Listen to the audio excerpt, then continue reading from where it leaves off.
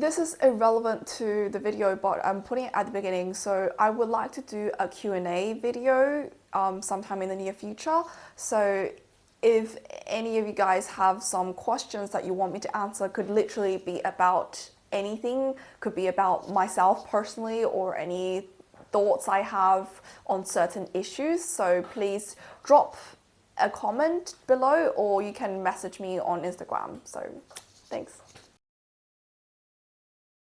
Welcome back to another video. So as you see in this video, it's more than just me. Here's my friend here and he's just finished an MPhil at Cambridge. He's also completed the 3 years of undergrad here. So this video will be a bit of like an interview question and answer chat where I'll be asking my friend a lot about the academic experience here. I think he's in a better position to answer all of these questions compared to me because obviously he's spent a few more years studying here and he's done a postgrad and he's a more academically directed person than I am. So I guess the theme of this video is really to focus on the academic experience of studying, of research and just studying philosophy at Cambridge with a focus for people who's considering of going the more academic research route in this degree. A standard introductory question, so why did you choose to study philosophy here? And I will provide a really standard answer, which is that I used to be really curious about lots of the philosophical questions during my teenage years. So I was really curious about the standard metaphysical questions. I read about philosophy and I get more and more curious and I was like, well, if I don't choose philosophy, then I would probably still be really curious about and still be bothered by these philosophical questions for a very long time. So I was like, I might as well do a philosophy degree. That's also part of the reason why I am like quitting philosophy temporarily, because I feel like lots of the questions that used to be interesting to me, that I used to be curious about, now I feel like I'm no longer that curious about them. So I feel like probably my degree has done its worth and I'm ready to quit philosophy temporarily. Maybe I will return in the future, but probably, yeah. Well, we will come back to the quitting question in a bit, but let's just go back to maybe earlier in your life. If you were in the South, however many years ago, when you first applied for this degree, would you make the same choice? Yes, I would definitely make the same choice. First of all, I think there are lots of very valuable skills that I learned in the philosophy degree. I learned about the logical skills, analytical skills, and most important of all, I learned the critical thinking skills, which I think is rather crucial in lots of career options and future opportunities, basically. And also, I think even though I'm no longer curious about many of the philosophical questions I used to be curious about, I think it's still pretty valuable that I used to be curious about them and I went through the process of thinking through them and I reached the conclusion that these questions, the significance of these questions are now more or less dissolved for me. I think that process is still very much essential. So yeah, even though I feel like I might be returning to the same position of not being curious about lots of things, I'm still in a better position and I feel like I've thought things through, so it's still quite different right now. You said that you would make the same choice again, and you think that this degree has brought you a lot of valuable experiences and knowledge, so Sure. Why are you thinking of quitting it? Well, because primarily, well, part of the reason is that I didn't get the funding, which we will probably get to later. But also part of the reason is that I just become generally a bit more skeptical about academia than I used to be. So I used to have this really idealistic imagination of academia. It's like, yeah, I can just do whatever research I want. But it feels like academia is not like that, and it's more like a job. And you have to research the philosophical question that other people deem to be interesting and valuable. But meanwhile, for me right now, I'm currently in a stage where I feel many of the philosophical questions that are asked in this analytic philosophy academia are not so significant and rather meaningless to me right now. That's my personal opinion. Maybe I will get back to philosophy later. Maybe I will find some questions that I find genuinely interesting. But for now, I'm kind of in a more skeptical stage of my life. This is a good segue into the next question which I've prepared. That is, how would you describe the current academic environment in philosophy, academia in general, or in Cambridge in general? However you like to put it. So what sorts of things are people concerned with? What do you like about it and what do you not like about it? Yeah, cool. So I feel like I would say that the current philosophy academia is quite competitive. A friend in Yale showed me a tweet from her professor in Yale saying that, they have 450 applications this year for 2 PhD positions at Yale.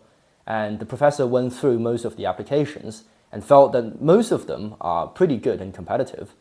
But unfortunately, they only have so few positions for so many applicants that are generally good. It's even somewhat moving to see that there are so many people who are concerned with something that people usually consider to be so useless.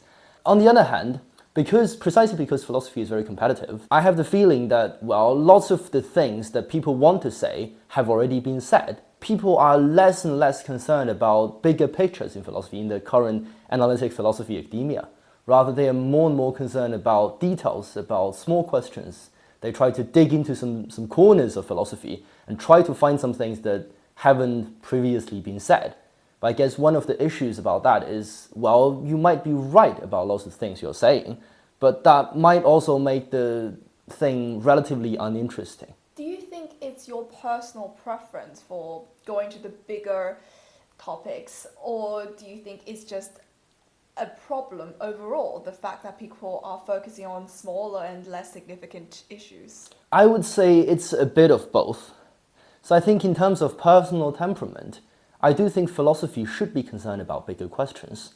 Even though analytic philosophy very explicitly models itself on science and thinks that we should do things the way science does, I still feel like philosophy had some rather significant differences from science, and it should be more concerned about the bigger picture rather than the smaller details. I mean, smaller details are important in themselves, but I feel like we should always keep an eye on the bigger picture while working on the small details. I agree with Wilfred Sellers in saying that philosophy is the study of how everything, in the broadest sense possible, hang together. Personally, I do feel like there has been a shift in philosophy over the years. Like, we started with the older philosophers who are more concerned about what is the meaning of life and how to live your life better, and then we start to deal more with things instead of like how to live your life better. And I personally do think it is partially a product of people trying to make philosophy more scientific, because answering what is the best life isn't very scientific. So what do you have like any opinions on this shift? I think it's true in a sense that analytic philosophy wants to make philosophy a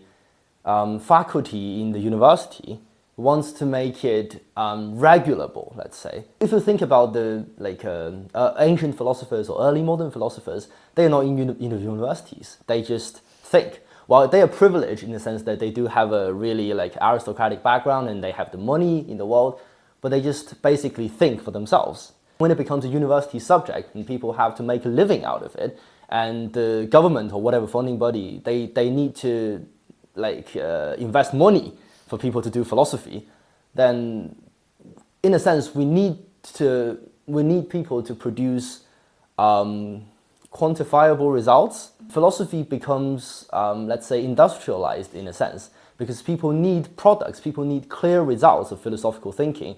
So I guess that's probably one of the very important reasons why philosophy becomes more concerned with objects, becomes more concerned with these divisible questions, small questions, because it's easier to produce philosophical products, let's say, out of these small questions. But rather, if you inquire into this, the meaning of life, or you inquire into this general holistic picture about philosophy, that's sometimes rather hard to get a good product out of it. Socioeconomic reasons is one of the important drives of people for this shift of focus in philosophy. So despite the fact that our discipline has tried to move in this direction, we all know there still is a lack of funding received by our department, and pretty much most of the humanities departments at Cambridge. What do you think about this issue? Like, any thoughts on it? And what do you think philosophy should do to, I don't know, in a sense, prove to the people who can potentially fund the department that we're useful? I might be really biased here because I study philosophy and I suffer personally from a lack of funding. But I do think that there should be more funding for humanities in general, because I think humanity is useful, not immediately, but in the long run. They do not just produce very clear and visible results for us, But in a sense, when we learn about humanities, we learn about ourselves, we learn about how societies develop, we learn about how thoughts and ideas develop. And they are really, really crucial. When I discuss a topic like this, I like to quote one of my favorite philosophers, Bernard Williams. And he is an advocate for thinking of philosophy as a humanistic subject. And he proposes that we integrate philosophy and history and politics and sociology and that sort of thing. And this is the project for humanities to understand itself, basically. If we study humanities, then we could have a reasoned change for the better for our society. But if we don't really properly study humanities, the alternative to reasoned change is not no change, but rather unreasoned change. So you've talked a lot about humanities in general. You're clearly placing philosophy as part of the humanities. So my next question would be, where do you see philosophy positioned in relation to a lot of other humanities subjects such as history, politics, English, etc.? Like, what do we have in common with them, or how are we different from them?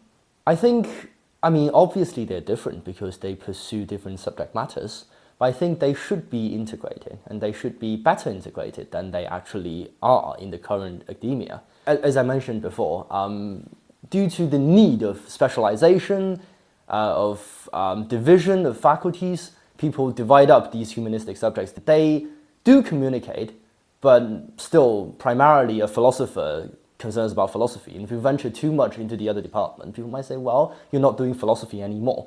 These humanistic faculties should be better integrated because they do have a lot to learn from one another. Philosophy could learn a lot from history because one very valuable work in philosophy is genealogy. When people trace the origin and genealogy of certain concepts, they could derive some very important insights about these concepts. To do genealogy requires proper skills in history. I have a very Cambridge-specific question, actually a few Cambridge-specific questions coming up. The first one is, how would you describe the Cambridge approach to teaching philosophy? Maybe you can start by talking about what the focus of the syllabus and the structure of the course is like. In terms of the focus of the syllabus, I think Cambridge is a rather analytic place. So Cambridge is kind of the stereotypical place for analytic philosophy. In the second year, we have a paper called History of Analytic Philosophy. Which I took. And in the third year, we have even one single paper on Wittgenstein. Which I'm going to take. So Cambridge is a rather analytic focused place. And you don't see a lot of continental philosophers, both historical and contemporary. Even if we study continental philosophers, we study them as part of the history of philosophy, rather than another philosophical school, let's say. We don't really study any continental philosopher after the 20th century, basically, after the foundation of analytic philosophy.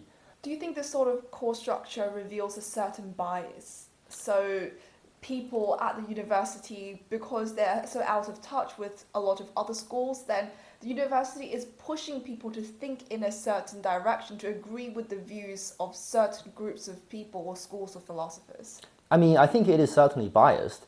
I'm not making any judgments on whether the bias is good or bad. I think inevitably when people do philosophy, they do show some of the biases of themselves.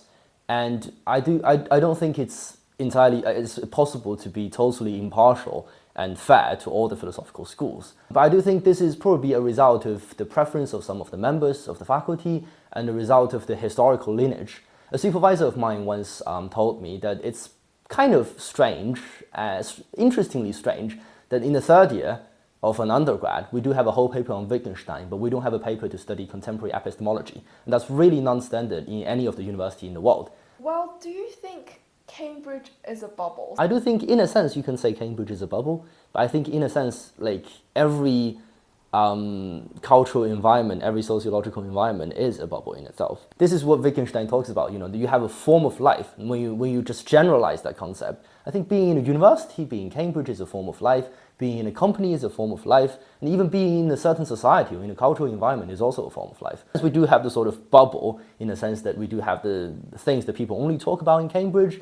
Do have this sort of distinct way of college life in Cambridge, and philosophy itself is the Cambridge philosophy is kind of different from how philosophy is told elsewhere. But I don't think, in particular, it's a really special bubble. I think bubble is everywhere, basically. Yeah, every community is a bubble. In a sense, yeah.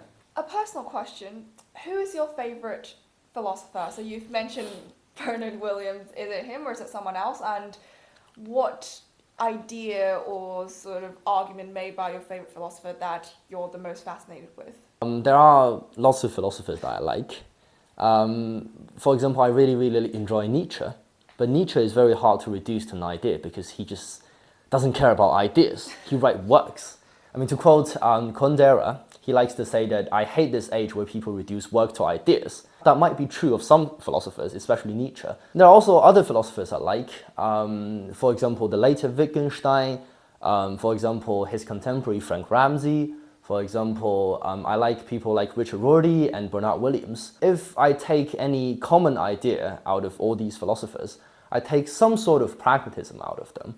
So I do think that in a sense, they care about philosophy not as a Platonic realm, they care about philosophy not as pure and detached wisdom, but they all care about how ideas could be put into actual use and how ideas might change our society, might change our lives. So I think that's a really important theme of philosophy that I'm concerned about. For example, Wittgenstein famously says, meaning ultimately comes from use. Meaning is not something that floats around, and meaning supervenes on use. If we change the way of using a concept, then the meaning of that concept also changes. Meaning is not something that exists abstractly in this Platonic realm, in this Platonic heaven, but rather meaning really is something that's grounded in the way we do things. Let's move on to some final questions about where philosophy is going to take you in terms of life-wise. So let's look back first. When you first applied to enter this degree, did you think about what career options it will be leading you to in the future? Were you focused on pursuing the academic path from the beginning? Yeah, honestly speaking, I didn't really. When I chose to do philosophy, I longed to be a philosopher, basically.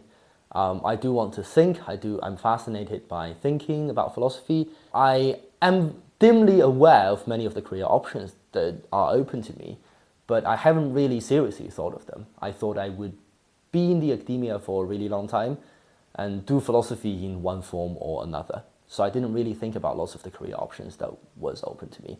But now I'm kind of more or less forced to think about that when I kind of decide to temporarily quit academia and when the funding didn't really come through.